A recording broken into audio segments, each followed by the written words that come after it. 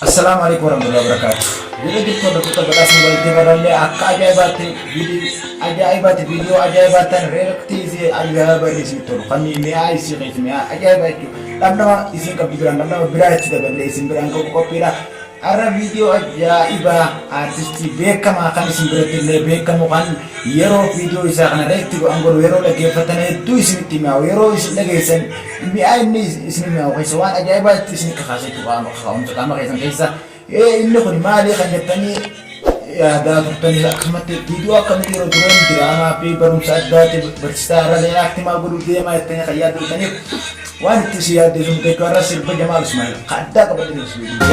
ya baik di sini tu kita pada sumber kita irga tani video sa like dan ikra itian sulan asuman akka like comment share gotan ya ada kapten comment tiga akan kaisan sindam itu kana me video ni sa nakam jeti itu maturan musika sa ko be kamu ya pai kan jowe itu kana ya pai ya mega akan jowo mal like amma tu mura kopi kanya tumbana tu ini jana video kana adil kamu sini dia kana video ajaibatan pelak ajaibatan kan wan ajaibat itu kasukan ya pai ya me amma tu murati walin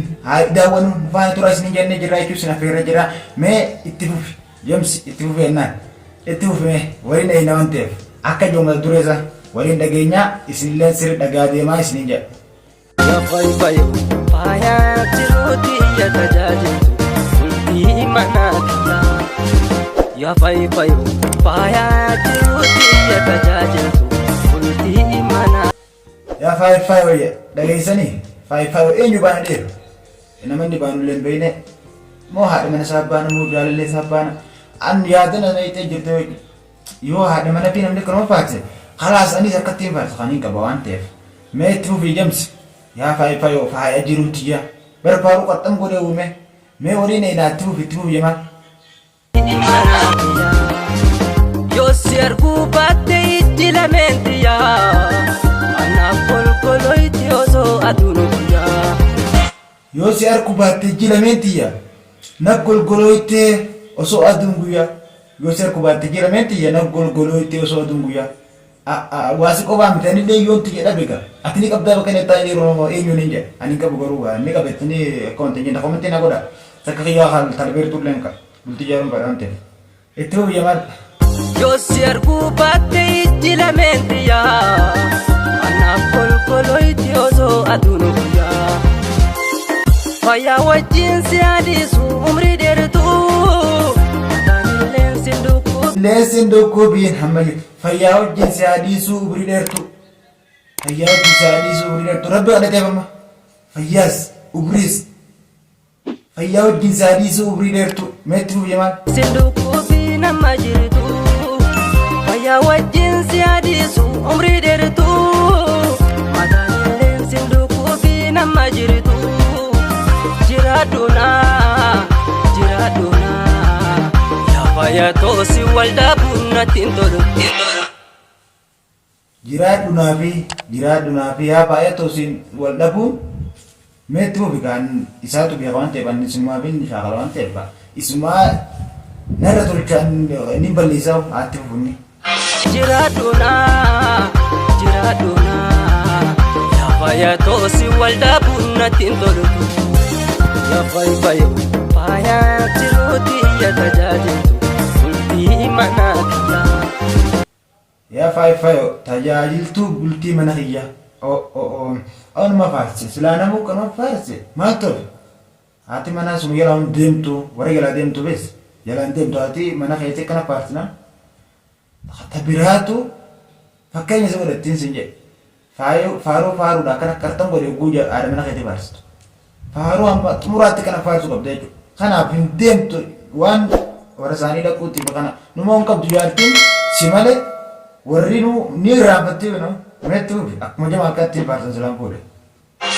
ya pai paya tiruti ya tajaji ulti mana ya yo ser kubate itilamenti ya ana kolkolo itioso adunuya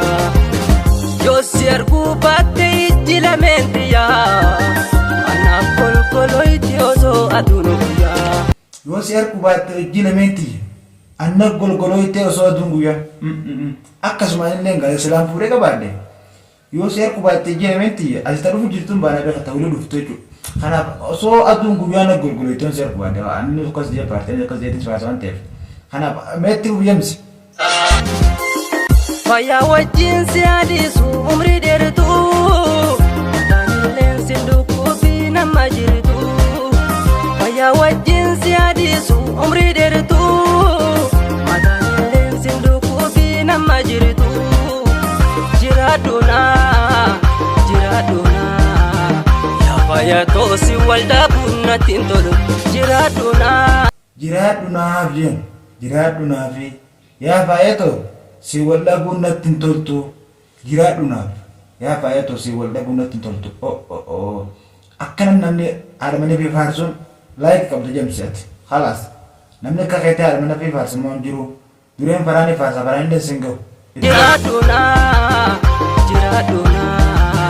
yaa fayyato si waldaa bunnatti toltu. Jingoone aartii keenya beekamaa guddataa jiru kan ammaan tana guddataa jiru jechuun aartii Jamaal Ismaa'il jechuun aartiin kun aartii amma guddataa jiru aartii kana jajjabeessaa namni jajjabeessu eenyu hin jiru jechuun isin malee kanaaf namni inni muuziqaa baasuuf jiru aartii afaan Oromoo akka guddatu godhaa jiru keessaa aartii guddataa jiru keessaa isaa fi akkasumatti fakkaataan isaa baay'eedha jechuun kan akka Abiraam Abdallaa. Isiniin jaaladhaa ilmaan Abiraan Qalloo oborraa fi dagaa ammaas Abiraan Qalloo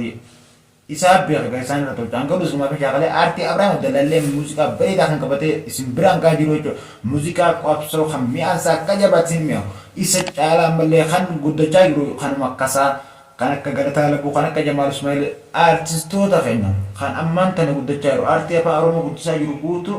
jajjabeessaan isiniif dhaamaa jechuudha. Kanaaf akka jajjabeessitan abdiin qaba jajjabeessuun isin irra jiraata hamma xumura keenyatti waan nuti hin turtaniif isiniif iyyaamsillee galatoomaa.